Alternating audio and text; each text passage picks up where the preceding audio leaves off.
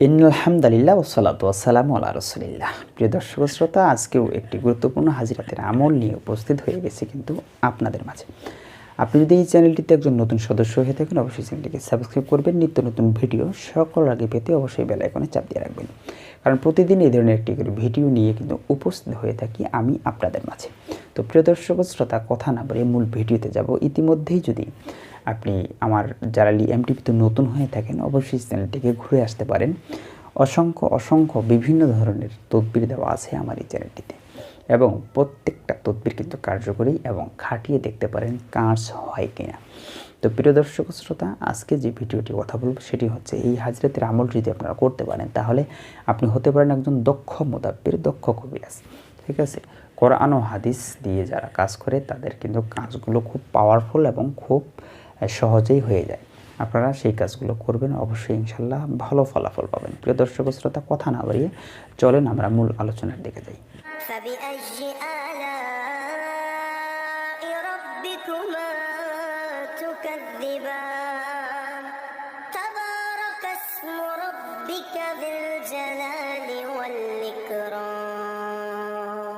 এগারো নম্বর তাজকির হামজাত।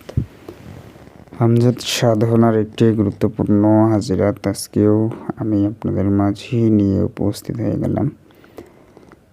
আজকের এই হাজিরাতের নিয়ম নীতি কীভাবে করবেন সমস্ত বিষয় আমি আপনাদেরকে জানিয়ে দিব। গুরুত্ব সহকারে পরিপূর্ণ ভিডিওটি অবশ্যই দেখবেন। তরিকা কীভাবে আমলটা করবেন, নিয়ম নীতিগুলো বলতেছি। নয়া চান্দি জুমারাত কো, যে কোনো চন্দ্র মাসের প্রথম বৃহস্পতিবার রাত থেকে আমল করতে হবে। আজ নামাজে এশা, মানে এশার নামাজের পরে, বা অজুর সহিত কেবলা রুহ হোকর পশ্চিমমুখী হয়ে ওয়াক্তে মকরর পর একটি নির্দিষ্ট সময়ে যখন আমল করবেন ঠিক সেই সময় নির্দিষ্ট সময়রূপে চেরাক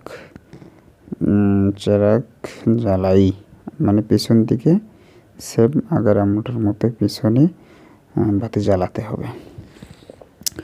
তারপরে লোবান রোশন করে ঘরটাকে সুবাসিত করতে হবে আগরবাতি দিয়ে অথবা ঠিক আছে। তারপরে হচ্ছে অর্থাৎ আতর দিয়ে ঘরকে সুবাসিত করতে হবে।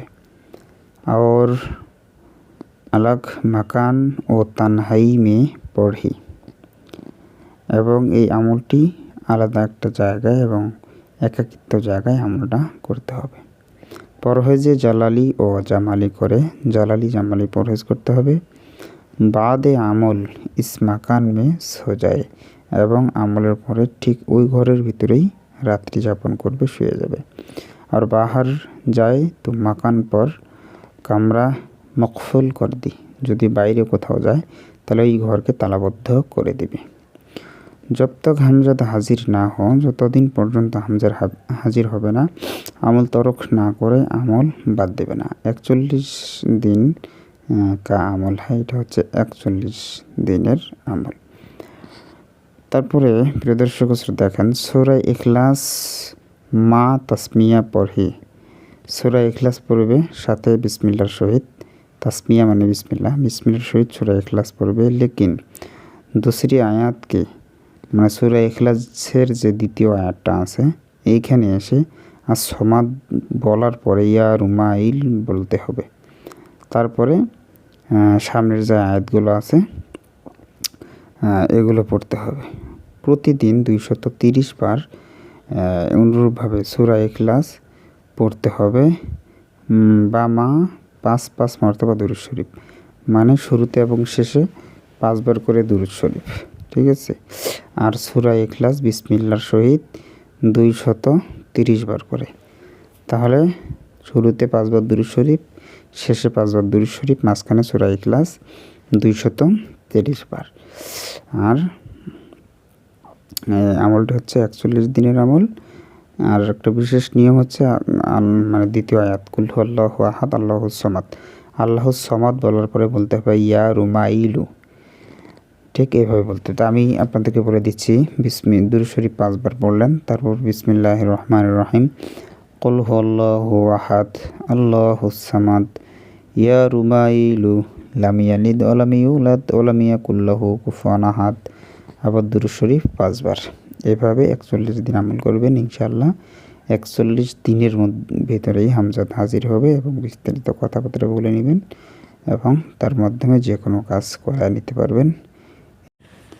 ভিডিওগুলি ভালো লেগে থাকলে অবশ্যই আমাদের জালালি এমটিভির সাথেই থাকবেন। যারা যেখানেই থাকেন সুস্থ থাকেন, সুন্দর থাকেন। দেখা হয়ে যাবে অন্য কোনো ভিডিওতে অন্য কোনো বিষয় নিয়ে।